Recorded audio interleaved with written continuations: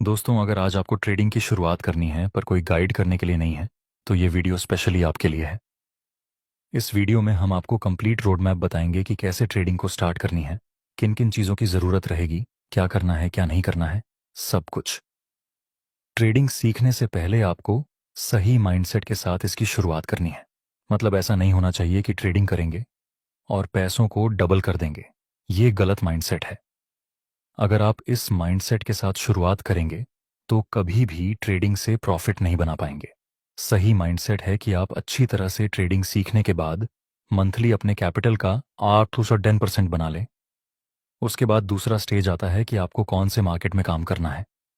अलग अलग market available हैं जिसमें आप ट्रेडिंग कर सकते हैं, जैसे Indian market, forex market, crypto market. जहां इंडियन मार्केट 9:15 से 3:30 तक ओपन रहता है। फॉरेक्स मार्केट 24 घंटे ओपन होता है, मंडे टू फ्राइडे। और क्रिप्टो मार्केट 24 घंटे ओपन होता है। सप्ताह के 7 दिन आपको ये तीनों मार्केट में एक एक बार पेपर ट्रेडिंग कर लेनी है। उसके बाद आपको जो भी मार्केट कंफर्टेबल लगे उसमें आप काम कर सकते हैं। उसके बाद आपको एक अच्छे खासे ब्रोकर की ज़रूरत पड़ेगी जिसमें आपका डिमैट अकाउंट हो। अगर आपको किसी कंपनी के शेयर्स बाय करने हैं तो सामने कोई इंसान शेयर्स को सेल करने वाला भी तो होना चाहिए। ब्रोकर वह होता है जो बायर्स और सेलर्स को मिलाता है, दोनों के बीच में शेयर्स के ट्रांजैक्शन करवाता है। ये काम के लिए ब्रोकर आपसे कुछ फीस लेगा, दोनों ही पार्टी की तरफ से। इंडियन मार्केट में बहुत सारे ब्रोकर हैं, जैसे ज़ेरोधा, एंजल वन, ऑपस्टॉक्स। लेकिन दोस्तों, आपको अपना ब्रोकर ढूंढने से पहले चेक कर लेना है, क्योंकि आजकल बहुत सारे ब्रोकर फ्रॉड करते हैं। कई ब्रोकर ने अपने क्लाइंट के साथ फ्रॉड किया हुआ है। ऐसा आपके साथ ना हो, इसलिए ज़रूरी है कि आप एक अच्छा और ट्रस्टेबल ब्रोकर फाइंड करें। लेकिन आप शुरुआती स्टेज में हैं, इसीलिए ज़रूरी है कि आप एक ऐसा ब्रोकर फाइंड करें जिसमें ब्रोकरेज चार्ज मिनिमम हो। सपोज कीजिए आप 10,000 से ट्रेडिंग शुरू करते हैं और 5,000 का लॉस हुआ। अगर इसी में हम ब्रोकरेज चार्ज भी ऐड करके 1,000 ब्रोकरेज चार्ज मिलाएं तो आपका टोटल लॉस 60% होगा, जिसको रिकवर करने में आपको ज़्यादा टाइम लगेगा। इसलिए trusted and come brokerage charge वाला ब्रोकर आपको फाइंड करना चाहिए। तीसरा स्टेज, आपने अच्छे माइंडसेट के साथ शुरुआत की है, मार्केट सिलेक्ट कर लिया, क्रिप्टो, फॉरेक्स या फिर इंडियन मार्केट। आपने अच्छा ब्रोकर भी फाइनल कर लिया। उसके बाद आपको ज़रूरत पड़ेगी एक वेल सेट स्ट्रेटजी की। आपको ट्रेडिंग के बेसिक नॉलेज से एडवांस नॉलेज तक सब कुछ अच्छी तरह से सीख लेना है। बेसिक नॉलेज में support and resistance, trend line, trend, supply and demand zone, multi time frame analysis और इंडिकेटर सीख सकते हैं। यह पहले स्ट्रैटेजी को सीख लें, फिर उसकी प्रैक्टिस करें। उसके बाद पेपर ट्रेडिंग में और उसके बाद रियल मनी से स्टार्ट करें। पेपर ट्रेडिंग वह चीज़ होती है जिसमें फेक मनी से आप ट्रेडिंग कर सकते हैं। सब कुछ सही होता है, लेकिन मनी वर्चुअल होती है। इसको कुछ लोग डेमो अकाउंट भी बोलते हैं। हर किसी बिगनर को यह चीज़ करनी ही चाहिए, क्योंकि इसमें आपको डेमो में ही सब कुछ सीखने को मिल जाएगा।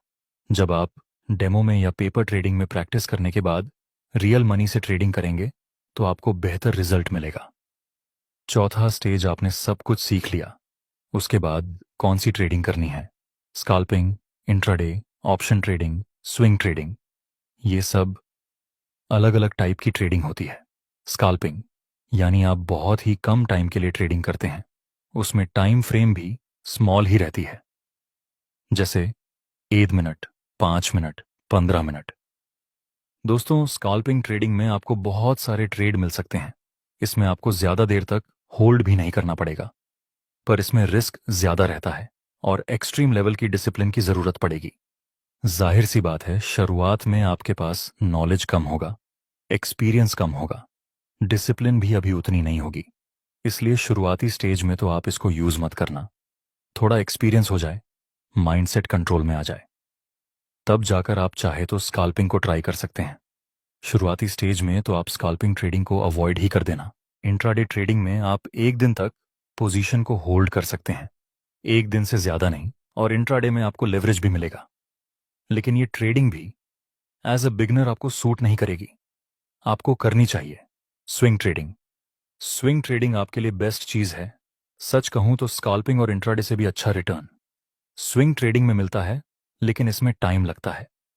स्विंग ट्रेडिंग में आप 1 आवर्स, 4 आवर्स और 30 मिनट जैसे टाइम फ्रेम को यूज कर सकते हैं। इसमें आप अपनी पोजीशन को थोड़े लंबे समय तक होल्ड भी कर सकते हैं। स्विंग ट्रेडिंग में आपको डिसीजन लेने में भी अच्छा खासा टाइम मिल जाएगा, जहां स्कैल्प ट्रेडिंग में आपको बहुत जल्दी डिसीजन लेना पड़ेगा। इसलिए आप शुरुआत में आराम से ट्रेडिंग करें, धीरे धीरे। दोस्तों, एक और ट्रेडिंग टाइप्स आता है जो आपको बहुत ही ज्यादा अट्रैक्टिव लगेगा, वह है ऑप्शन ट्रेडिंग।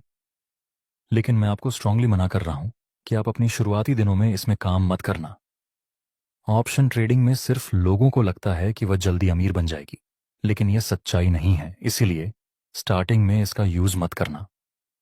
नेक्स्ट स्टेज है दोस्तों, जब आप सब कुछ सीखने के बाद धीरे धीरे ट्रेडिंग स्टार्ट करें, तब आपको एक चीज करनी है, वह है अपने लिए एक जर्नल बनाना। स्टॉक मार्केट में 90% ट्रेडर लॉस करते हैं और 10% लोग ही प्रॉफिट बनाते हैं। मुझे नहीं लगता कि ये 90% लॉस मेकिंग ट्रेडर में से किसी ने भी अच्छी तरह से अपनी जर्नल बनाई हो। अगर अच्छी तरह से जर्नल बनाई होती तो शायद लॉस नहीं होता। चलिए ये समझते हैं एक अच्छी जनरल कैसे बनाते हैं। जनरल मतलब आपको बड़ी बड़ी बुक लेने की जरूरत नहीं है। 10-20 रुपए की एक बुक ले लीजिए। उसमें आप वह सब नॉलेज लिखिए जो आप ट्रेड लेते समय करते हैं। मान लीजिए कि आपने एक ट्रेड लिया, बाय आपको इस ट्रेड में प्रॉफिट हुआ, में आपको प्रॉफिट हुआ और आपने अपनी पोजीशन को क्लोज किया। अब आप अपनी जर्नल में लिखो कि कौन सी स्ट्रेटजी को यूज करने से आपको ये ट्रेड में प्रॉफिट हुआ। आपने उस ट्रेड में कौन सी कंफर्मेशन को चेक किया था, आपका रिस्क रिवॉर्ड रेशियो कितना था और कौन सी टाइम फ्रेम में आपने उस ट्रेड को लिया। आप इस ट्रेड में ट्रेंड के साथ थे या नहीं।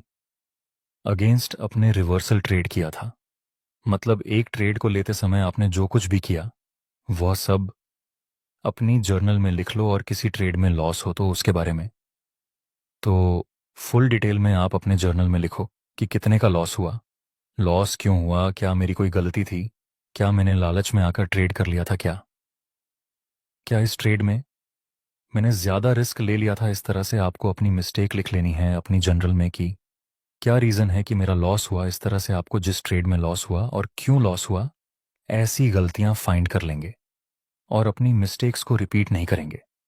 तब आप जल्दी से प्रॉफिटेबल ट्रेड बन जाएंगे। जनरल बनाने का सबसे बड़ा फायदा है कि इसमें आपका पूरा एक्सपीरियंस एक बुक में होता है। और आपको तो पता ही है कि जितना ज्यादा एक्सपीरियंस उतना ज्यादा अच्छा रिजल्ट। एक दूसरा पॉइंट की अपनी गलतियों से भी सीखना है और दूसरों की मिस्टेक्स को भी रिपीट नहीं करना है। इस तरह से जब आप मिनिमम मिस्टेक्स करेंगे तब रिजल्ट मैक्सिमम मिलेगा। दोस्तों, आपका हमारा वीडियो कैसा लगा उसके बारे में कमेंट में ज़रूर बताना। अगर आपको अच्छी वैल्यू मिली हो तो एक लाइक ज़रूर से कर देना।